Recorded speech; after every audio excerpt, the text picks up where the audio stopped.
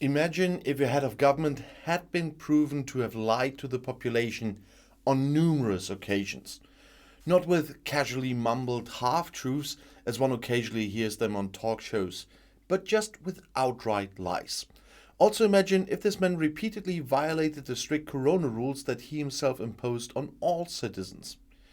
During two lockdowns with a strict ban on meetings, he would have enjoyed himself with buddies over wine and cheese, drinks and cake.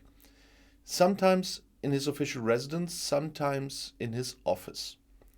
Several times in the small circles, but also sometimes with 30, 50, 100 guests.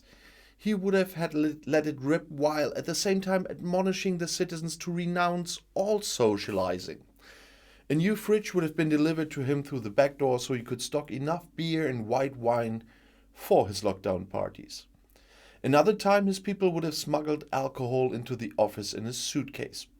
Would you call that crazy? Well, it gets even worse. Imagine if there were recordings of these forbidden celebrations in which the head of government could also be seen. Finally, to top it all off, let's assume that several of the politician's subordinates have already had to resign and that the police are now investigating. What do you think would happen to such a head of government if he were, for example, here in the Chancellery in Berlin? Exactly, he wouldn't be sitting there much longer. Quite likely, he would not only have to apologize publicly, but also to resign. Nothing else would be honest in a normal democratic country. Unfortunately, Great Britain is no longer a normal country. There's a man in the Prime Minister's chair who, firstly, has been exposed as a liar, and secondly, sees no problem in breaking the law for a few drinks. This can no longer be explained with British quirkiness, and millions of outraged citizens on the island say this. The ruling Tory party has plummeted in the polls. The drama does not come out of the blue, and it cannot be justified with the corona crisis. Britain is a wounded nation, bruised by years of Brexit battles, bickering tabloid media and perfidious Facebook algorithms fueling hate, anger and prejudice. It was only thanks to this toxic atmosphere that a political hellowhead like Boris Johnson was able to rise to the most powerful position in the state. He promised full-bodied that everything would be better with Brexit. Nothing got better. Shrinking trade, shortage of skilled workers, flaring conflict in Northern Ireland. Great Britain is on the decline economically, politically and socially. The corona crisis management was a single debacle. In the ministries, one hand did not know what the other was doing. The fact that the chaos didn't cause even more damage is due solely to the pragmatism, humor and tenacity of the British. Keep calm and carry on, they say. The British decided to go their own way in Europe, and that was their right. They voted for Boris and the Tories, and that too was a sovereign decision. So, they have to live with the consequences. Still, they don't deserve to be ruled by a buffoon, because the clown is using the excitement surrounding his party scandal to secretly convert British democracy into an authoritarian police state away from the spotlight. He had trimmed the independence of courts, freedom of assembly restricted, and the right to asylum curtailed. He wants to withdraw citizenship from citizens with 2 passports. This brutal policy a la Viktor Orban is the real scandal in Johnson country. For a long time, the majority of Britons cheered the blonde populist and forgave him every misstep because he promised them the moon, made great jokes and looked cute at the same time. Cute in the way, like a puppy. Now is the time for citizens to take a closer look at what their Prime Minister and his cronies are up to. But not only at night when they toast each other in Downing Street, but especially when they raise their hands to vote on the benches in Westminster. Because it's not about a few glasses, but about the cornerstones of British democracy. But what does the future of Britain look like in post-Brexit and under Prime Minister Boris Johnson? A bundle of new laws has critics on high alert. Boris Johnson almost reminds you of Pippi Longstocking. Yeah, I can make the world how I like it. And critics and the opposition accuse the British Prime Minister of rebuilding the country without regard to basic democratic rights. Britain is heading towards authoritarianism. said columnist George Monbiot recently in the Guardian newspaper. And the news site Open Democracy noted, British democracy is under attack. It's not a single law that has activists, legal experts, and opposition in a frenzy. It's a whole bundle of projects that all go through Parliament independently of one another, but which work in concert with one another.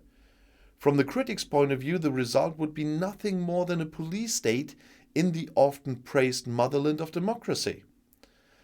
The Partygate affair about lockdown celebrations at the seat of government on Downing Street made it clear that Johnson does not care about morality and decency. That's what critics say about him, and I do too. And the planned laws show that he puts law and democracy aside when it just doesn't suit him. In the planned restructuring of the state, Johnson will benefit from the fact that Great Britain does not have a written constitution, but that freedoms are anchored in individual laws, which can be overturned with a simple majority. So, could the UK become the authoritarian kingdom in a coup? Let's talk about the judiciary. This Tuesday, a law was discussed in the London House of Commons that aims at the independence of the judiciary. New powers could limit or eliminate the retrospective validity of a judge's ruling against a government decision. Bar Association Chief Stephanie Boyce told that to the Financial Times. This would mean that there would no longer be any legal remedy for those affected, not even for those who brought the case. And the magazine Tribune suspects that Johnson, his Attorney General Dominic Raab, and Attorney General Suella Braverman do not want to leave it at that. They hope to allow the government to simply ignore decisions it doesn't agree with. It's a left-wing newspaper that commented on this, but it sounds very true, unfortunately. The judiciary has been a thorn in the side of the Prime Minister since the Supreme Court declared Johnson's parliamentary recess illegal in 2019. But the Conservatives have been putting pressure on for a long time. In 2016, the newspaper Daily Mail castigated 3 judges on the front page as enemies of the people. They had emphasized the role of Parliament in the Brexit process. And author of the headline was Johnson's later head of communications, James Slack. Then let's talk about migration.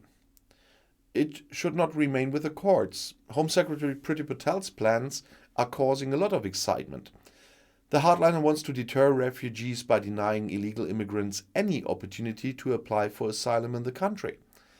Patel is under considerable pressure as the number of refugees who have come into the country via the English Channel has recently increased significantly.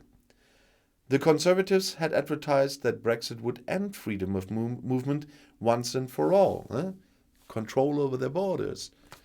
But the country's own population is also threatened by the Nationality and Borders Bill.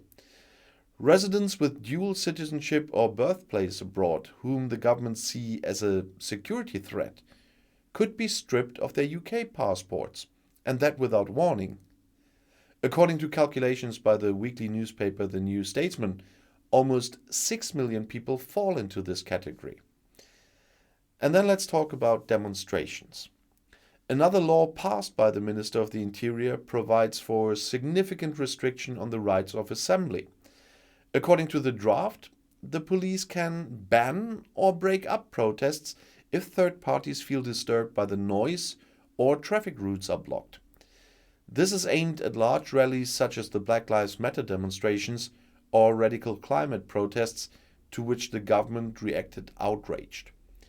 The relief was therefore great when the most drastic points failed with a bang in the upper house of Parliament.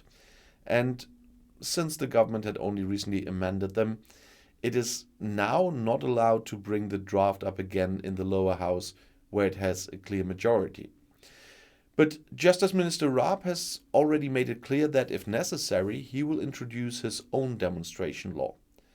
The opponent's success will not last long, commented The Times. And all of this is merely unbelievable.